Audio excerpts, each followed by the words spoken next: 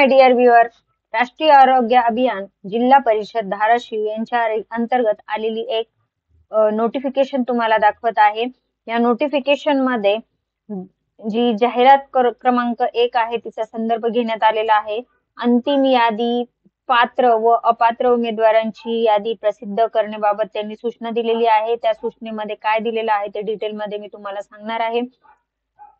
राष्ट्रीय आरोग्य अभियान व 15वा वित्त आयोग अंतर्गत विविध कंत्राटी रिक्त पदांची जाहिरात 2/8/2024 रोजी प्रसिद्ध करण्यात आली होती, जी की कार्यालयाचे नोटीस बोर्ड, जिल्हा अधिकारी कार्यालयाचे संकेतस्थळ या संकेतस्थळावरती जाहिरात प्रसिद्ध करण्यात आली होती व जिल्हा परिषदेचे संकेतस्थळ ही एक संकेतस्थळ आहे किंवा वेबसाईट आहे, यावर प्रसिद्ध करून 2/8/2024 ते 16/8/2024 या कालावधीमध्ये अर्ज मागवण्यात आले होते।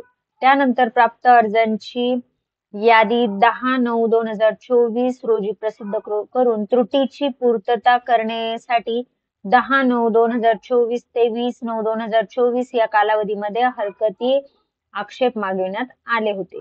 तर जी कॉन्ट्रॅक्च्युअल बेसची जाहिरात होती 2/8/2024 रोजी पब्लिश झालेली, त्या जाहिरातीविषयी जे डॉक्युमेंट मागवलेले होते, त्यांनी ज्या त्रुटी दिलेल्या होत्या त्या त्रुटी फिलअप करण्यासाठी किंवा त्यावर आक्षेप घेण्यासाठी 10/9/2024 पासून ते 20/9/2024 पर्यंत त्यांनी मुदत दिलेली होती। आणि आज या पत्रकाद्वारे त्यांनी जे त्यांच्या नोटीस बोर्डवर व संकेतस्थळावर यादी प्रसिद्ध केलेली आहे की पदनिहाय अंतिम पात्र व अपात्र उमेदवारांची या ठिकाणी त्यांनी यादी दिलेली आहे, जी की कॉन्ट्रॅक्च्युअल बेस साठी आहे। आरोग्य विभागामध्ये ज्यांनी अप्लाय केलेलं होतं त्यांच्यासाठी पात्र झालेले आणि अपात्र झालेले उमेदवार या दोन्हींची यादी या ठिकाणी प्रसिद्ध करण्यात आलेली आहे। तर या ठिकाणी फायनल एलिजिबल और नॉट एलिजिबल कॅन्डिडेटची एकत्रित लिस्ट त्यांनी दिलेली आहे, ज्यामध्ये या ठिकाणी त्यांनी डायरेक्ट रिमार्क दिलेला आहे नॉट एलिजिबल।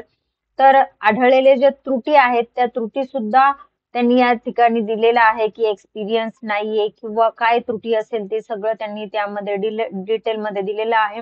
जे एलिजिबल कॅन्डिडेट असतील त्यांच्या समोर असला रिमार्क त्यांनी दिलेला आहे की हे कॅन्डिडेट एलिजिबल आहेत म्हणून। म्हणजेच त्यांनी जे सबमिट केलेले डॉक्युमेंट असणार आहे त्या डॉक्युमेंट मध्ये त्यांनी फुलफिल केलेलं असेल, त्यांनी कोणतीही त्यामध्ये त्रुटी ठेवलेली नाहीये। त्रुटी फिलअप करण्यासाठी सुद्धा त्यांनी वेळ दिलेला होता, एक मुदत दिलेली होती।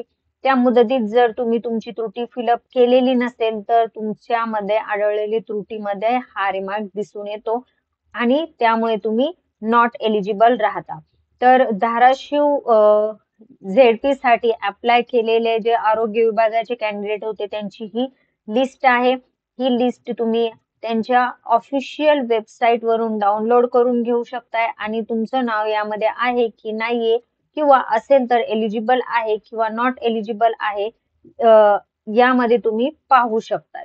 तर बरीच मोठी ही लिस्ट आहे। डिटेल मध्ये मी पूर्ण लिस्ट वाचून तुम्हाला दाखवणार नाहीये, बट वेगवेगळ्या पोस्ट साठी अप्लाय केलेले कॅन्डिडेट त्यांचे नेम्स आणि त्यांना एलिजिबल किंवा नॉट एलिजिबल हा रिमार्क दिलेला त्यांनी इथे डिस्प्ले केलेला आहे, जो की तुम्हाला ऑफिशियल वेबसाईटला मिळेल।